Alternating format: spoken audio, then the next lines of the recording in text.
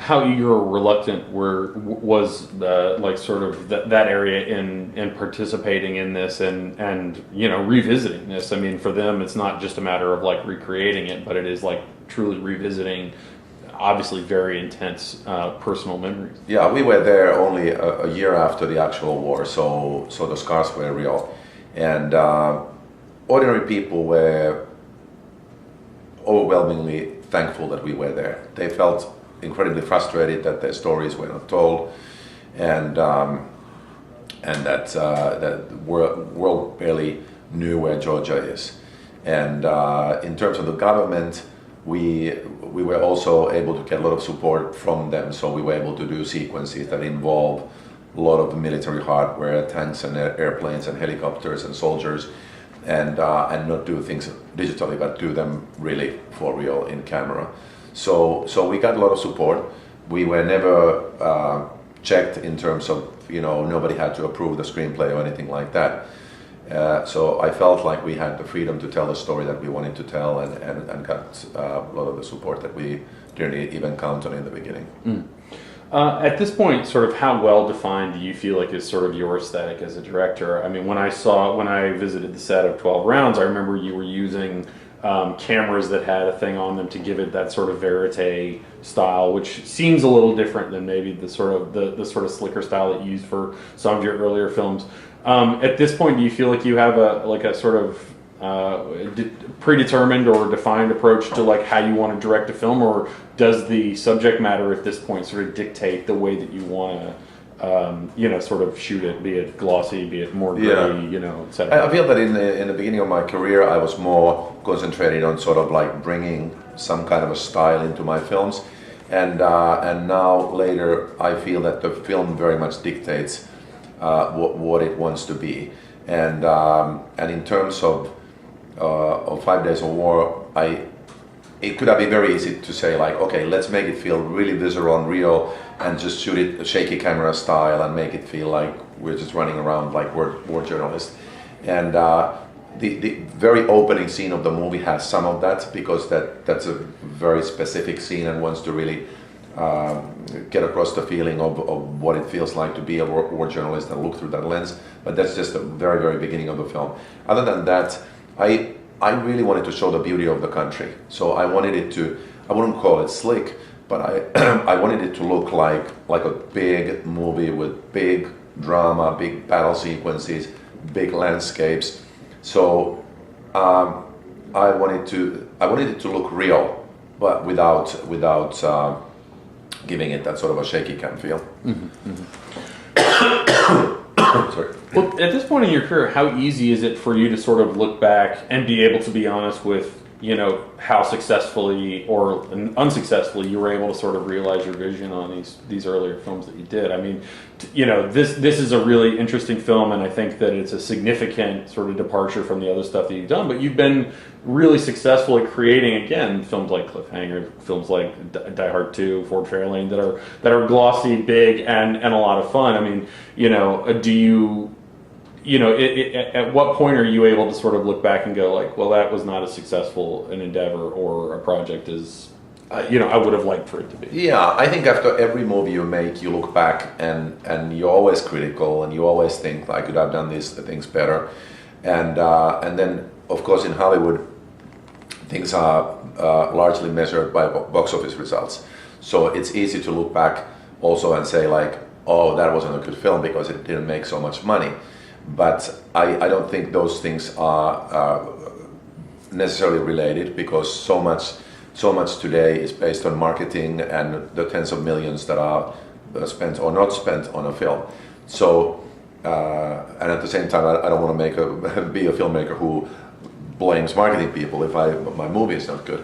But I think there's always the initial reaction right after the film comes out, where you finished it and you're either happy with it or you're not so happy, and then a few years later you can look at something and say like, okay, you never go into anything thinking like, well, let's just make a mediocre film. You always go into it like, let's make this the best version of this film ever possible.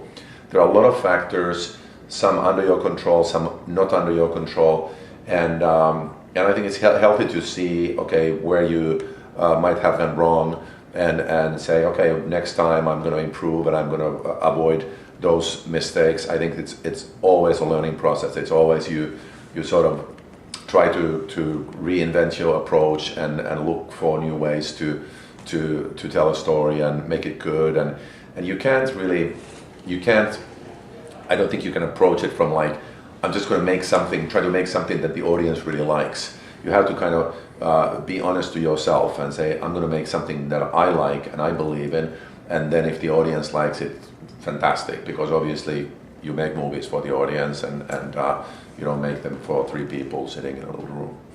Well, do you see having done this film as a first step in a new direction for you, or was this just something that you wanted to try, and if it sort of rekindles the relationship between you and doing sort of like, you know, movies like those films, that you would go back and you would eagerly do sort of more mainstream sort of action movies? I think this was a very important film for me in a sense that at the time of this film I was really looking for something serious to make, something that would be more meaningful for me, and the experience was incredibly emotional and fulfilling, and I feel that this is an important film for those whose story it tells, and I think it's informed me in a way that I seek now more material that is based on reality or real life or real feelings, or something that I can feel and relate to and really care about.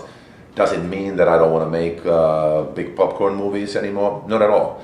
I would love to, in an ideal world, have a balance where I can do something that I feel like, okay, that's a really interesting movie. It could be a small movie, it could be a love story, it could be anything, but it's like, okay, that's a really important, interesting story that can give people something and give me something as a filmmaker.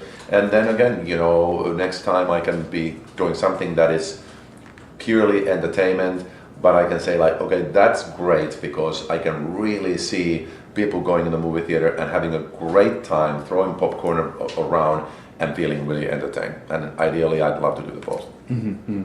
Do you have, sort of going back to what you're talking about, you know, sort of the way that Hollywood measures success according to sort of box office, do you have a film that you feel like did not perform as well as you wish that it could, but you feel, you know, is to this day maybe sort of unfairly, you know, criticized or impugned? A movie for me that I was really happy with the movie, and I was happy how the critics received it, was So Long Kiss Goodnight.